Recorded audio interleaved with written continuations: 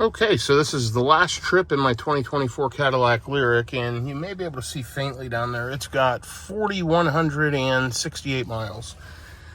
I've had this vehicle about 8 months, and unfortunately, I am getting rid of it. Cadillac had reached out to me based on videos and charging problems and whatever, and wanted to work through the buyback. Ended up taking extremely long, as a normal buyback does. So I'm working with the dealer in Grapevine, and they're actually going to buy the vehicle back directly. It's much quicker, and I just don't have any more time to mess with Cadillac Corporate's buyback plan. Nonetheless, let me tell you kind of, not what I paid, but let's take a look at the sticker. Sticker on this car is $74,985, and it has 4,000 miles on it, as I mentioned, almost 4,200. And I've had it about 8 months, and the current value of it is around $50,000 retail, 47 depending on the dealer, but most of these on the market for trade-in are around $42,000. So $33,000 lost in 8 months on a 2024 Cadillac Lyriq Sport 3. I mean, these are amazingly nice vehicles. Terrible EV. The app sucks. Frankly, I'm not impressed with Cadillac Corporate. The dealership, Soul Grapevine, Texas, Soul Cadillac of Grapevine, Texas, is amazing. But Cadillac Corporate has not done a great job. Their communication has been mismatched and super slow and super confusing. The dealer's been absolutely phenomenal. At the end of the day, I love the car. Super smooth, super quiet, super comfortable. Drives great. Very inefficient and absolutely terrible at charging. And I've proven that over and over and over. Corporate can't figure that out because, you know, they use 50 kilowatt chargers and they don't understand charging curves and the way cars are supposed to charge. Whole story for another day. At the end of the day, it's easier just to have the dealer buy it back. Yes, I'm losing some money. I'm not losing $33,000, but I am losing some money on this one. And I'm just glad to be out of it. I can't use it. All my other vehicles at this point would have 20,000+ miles on it. I can't road trip in it. It takes too long. It's got to go. So my advice is do not buy a Cadillac Lyriq. Maybe in the future, but this current generation, if you road trip, do not buy a Lyriq. Not a great vehicle for road tripping. If you're going to use it around town locally, it's actually pretty nice. Just make sure you get a deal. You may want to buy a pre-owned one because new, they're depreciating super quickly. With like 60% depreciation within 8 months, which is, or I'm sorry, 40% depreciation in 8 months, 60% retention value. Just terrible. So anyway, I'm going to take off. I may give you some more feedback as I head towards Cadillac in Grapevine, Texas, and give you some more thoughts here along the way. Okay, so here I am headed to Soul Cadillac, and I've updated the gauge display to how I liked it. Frankly, the dealer put a couple hundred miles on this as well, trying to do testing on charging, and unfortunately they just don't have the experience nor they really understand charging curves. They plug it in at 50 kilowatts and see that it charges fine and don't think there's an issue. So unfortunately, I've shown video after video, and you didn't see all of them, but all the trips I've taken on this, at least half of the legs, it's charging below 50 kilowatts at even like 30% state of charge after preconditioning or whatever. My big thing is this Lyriq is absolutely spectacularly beautiful inside. Great amenities, super roomy, super comfortable, great ingress and egress, solid door clunks when you close the door, and it is a little floaty, but so are most Cadillacs. But this is just a real world feedback here. You know, I purchased a Lyriq. I bought it last June, and I've only been able to put 4,000 miles on it. Now, for many people, that might be normal, but you know, this is 8 months. This is mid to late February. It's actually February 14th, Valentine's Day of 2025. And I've only been able to put 4,000 miles on this vehicle. I road trip nearly every week. I have had to use the Rivian and the Cybertruck and other vehicles like my Model Y and other cars that I have, including gas cars, to road trip because this thing just charges so terribly. And for people that road trip, you know, once a year, twice a year, it's fine. You're just going to sit at a charger for 45 minutes or an hour. I've run into many Lyriq owners at EVgo's, including the one I'm about to pass here in Highland Village, Texas, who said when they go to charge their car, it takes an hour and a half to 2 hours. Now, they charge from very low to full, and don't fully understand it, but this thing's not a good charging car. It's strange though, because sometimes I'll precondition, use the mapping, get it there, and it'll charge great. It'll pull 180 plus kilowatts, and it'll stay at a higher charging rate further into the pack than even a Tesla. It'll charge better than a Tesla sometimes, but it's so inconsistent and so unreliable that I have to get rid of the car. And that's disappointing, because I really wanted a non-Tesla luxury. You know, I drove the BMW iXs. I felt like the seats were too short. They weren't comfortable. I don't like the cockpit design of the new Mercedes EQS. Frankly, they look kind of dumb outside. I don't care about that as much. So does the Cybertruck. But as far as room and comfort and quiet and ride of everything I drove, I absolutely fell in love with this Lyriq. I think it's a great car, just not a great EV. And the charging performance sucks. Unfortunately, I have to get rid of the car. I am going to lose some money. I don't have time or patience to wait and deal with Cadillac corporate. They've been working on a buyback for months, and they're just non-communicative, unresponsive, and just not great. The dealer in Grapevine has been great so far. We'll see if they follow through. They gave me a number to buy this back that I felt was fair given the market and given what I paid. Excuse me. I am going to take a depreciation hit. I am going to lose some money on it, but I used it. You know, I owned the car for 8 months, and I put 4,100 miles on it. Well, they put a couple hundred, but still, that's reasonable.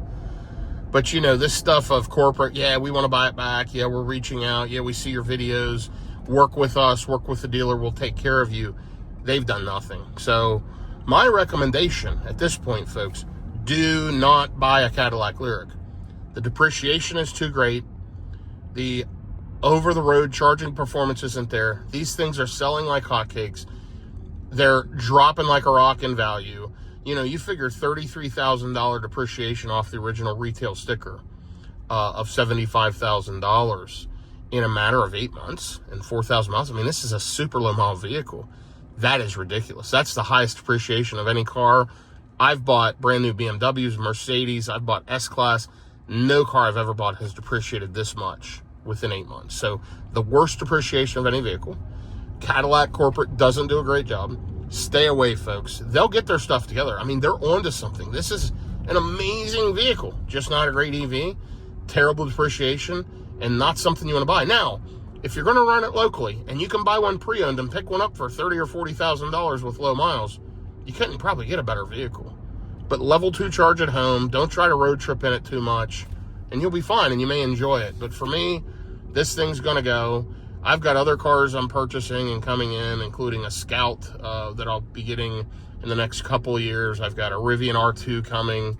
I have the new Tesla Model Y launch series coming. But that's not why I'm getting rid of it. I had people say, well, the timing, and you must be getting rid of this to get the Model Y. That's not true at all. I have other vehicles as well. I travel mostly for a living. I'm all over the country all the time, and I keep vehicles in multiple states at multiple locations. So this was simply a spare vehicle for me.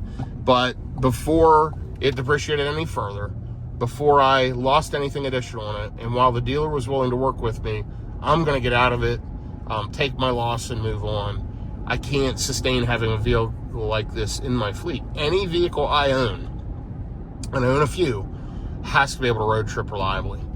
And I made a mistake on this one. I thought it would do it. I watched some videos. People were saying they did well. Then I was hearing stuff about the rear-wheel drive model, how it didn't charge properly. This is an all-wheel drive 2024 Sport 3. This thing's loaded up completely. It's got the digital rear view mirror. It's got the screen in the back. It's a beautiful car, fully loaded. A $75,000 vehicle that just can't charge right. So, disappointing Cadillac for sure. I did love the Lyriq. I'm sad to get out of it, frankly, because it's such a cool car. I get so many compliments on this, and I don't want attention, and frankly, I prefer my anonymity. That's why the windows are tinted on all my cars, and even in my Cybertruck, it draws too much attention. This draws more attention than that.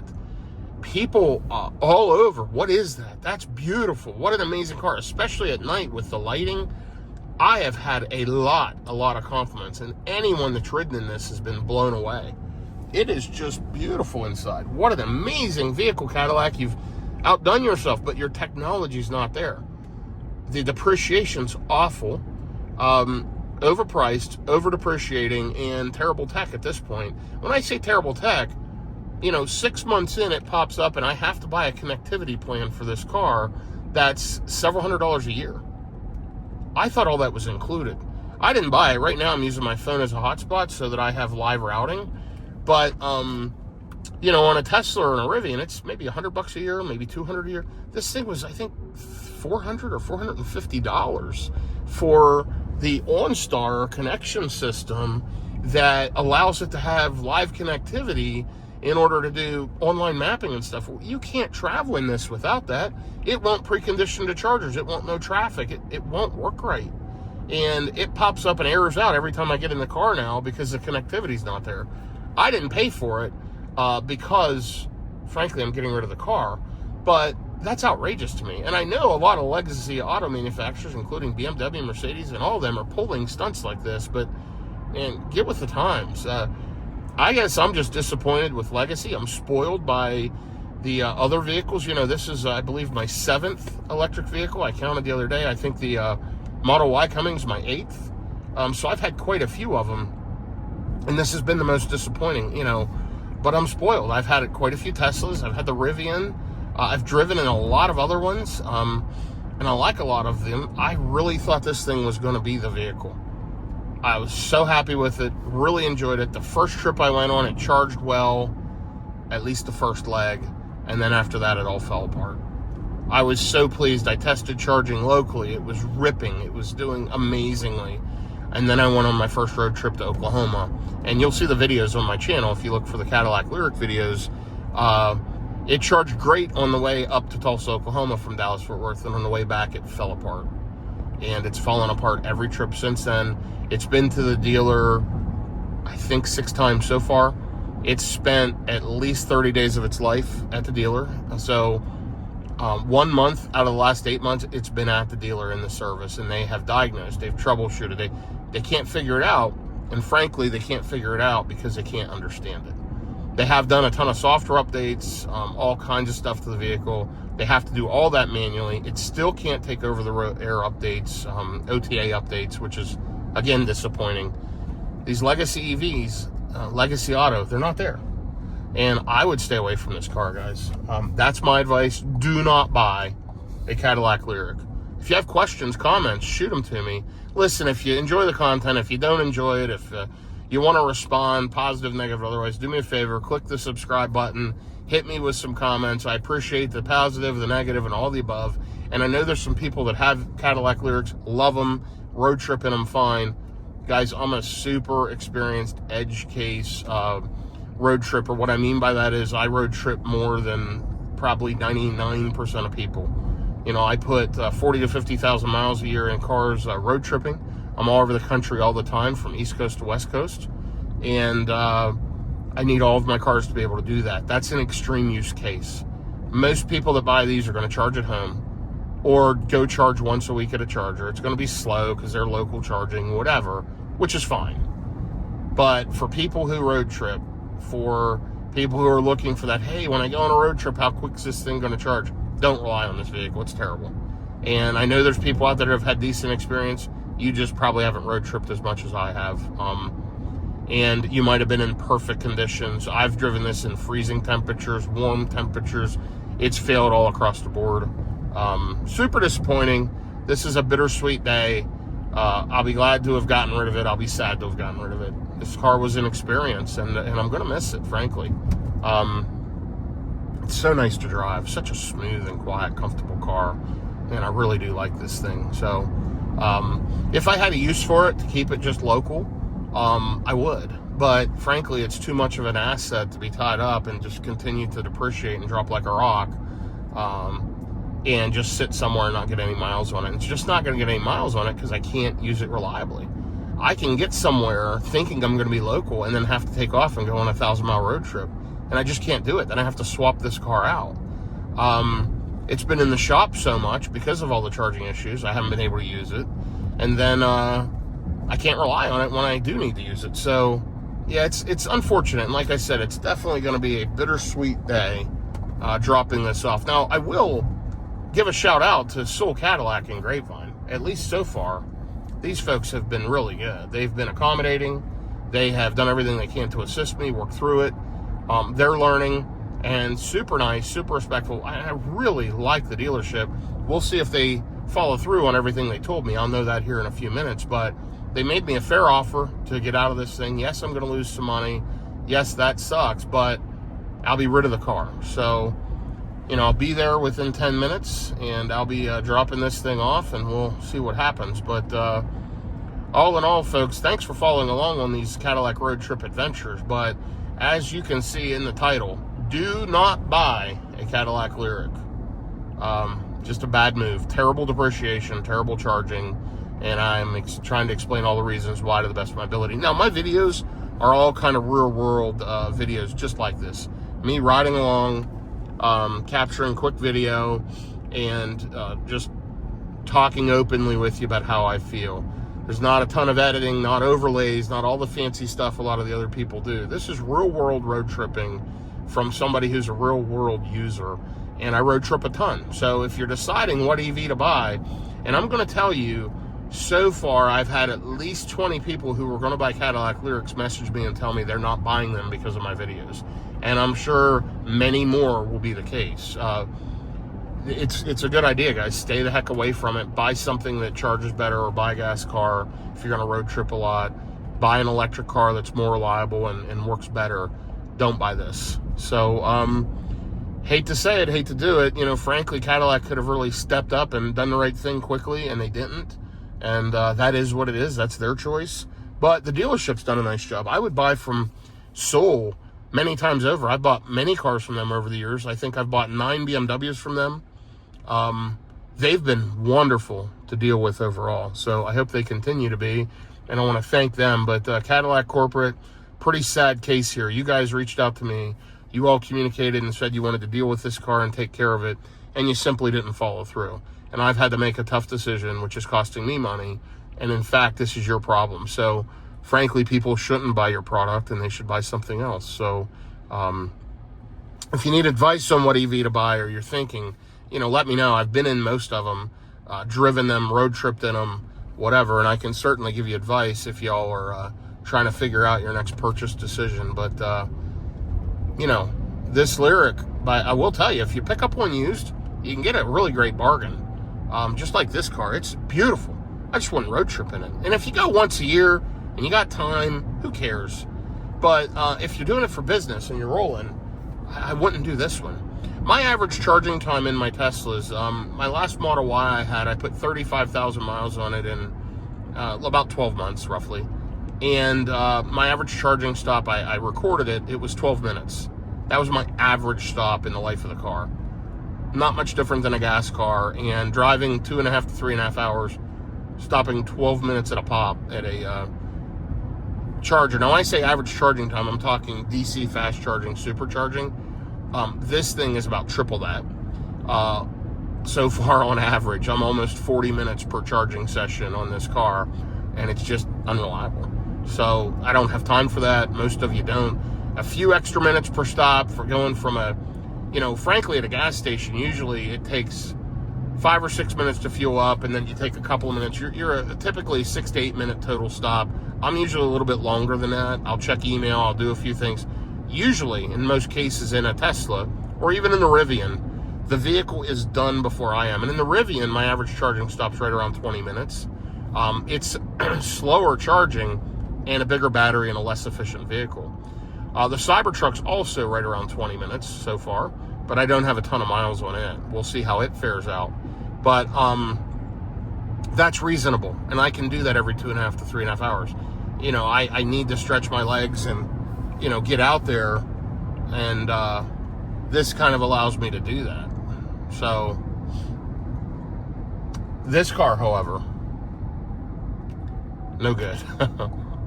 40 minutes on a charging stop doesn't work. It's way too long. So anyway, I hope this video helped. If you're trying to make a decision on buying a Lyriq, I hope this helped to inform you. And again, depending on your use case, you may still go ahead and buy it. But feel free to message me with comments, concerns, questions, and hope everyone has a great day. And thanks for following along as I've rambled on here about this 2024 Cadillac Lyriq. By the way, it's a beautiful silver gray color exterior. Gorgeous car. Ton of metallic flake in the paint, and it's got the black interior. Absolutely beautiful. Stunningly a beautiful car, actually. Tons of comments. Really, really love the look of this thing. And pretty sad to have to let it go. Have a good day, everyone. Take care. So it's bittersweet. Here I am leaving Sewell Cadillac at Grapevine. Here is the Lyriq. No license plate. And it is gone. Beautiful car, but that's the end of it. Up here is the Rivian R1T. And my wife is patiently waiting on me. I'm going to go jump in that with her and take off. Thanks for following along. Goodbye, Lyriq. And guess I'll be in the Cybertruck and my other vehicles a lot more often now. So we'll see what happens. Thank you all for following along. Have a good day, everyone. And by the way, here's the replacement vehicle. Not really, it's hers. But this is what I'm going to be jumping in and driving home, as she just switched to the passenger seat. So love the Rivian. Have a good day, everyone. Thanks.